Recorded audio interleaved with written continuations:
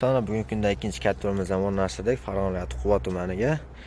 Xudo xohlasa 10 kilovatli kattorimiz uстановка qilindi. Sistemalarni o'zimiz qilgandik. Samoxod qilib. Parachilar tomdan ketgan. Ichkariga jami batareyalar 4 ta o'rnashtirilgan. 10 kilovatli kattorimizni uстановка qildik xonadonimizga. Xudo xohlasa endi hozir suvlarni haydab qo'yapmiz. Keyingi oylarga oqamiz deyishyapti bu katta yo'lda.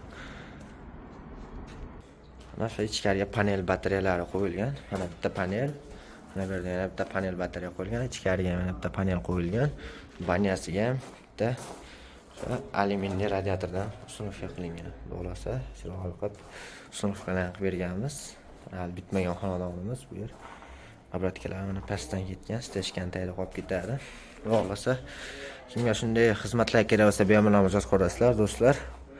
Xo'p, do'stlar, bizni kuzatishda davom etinglar.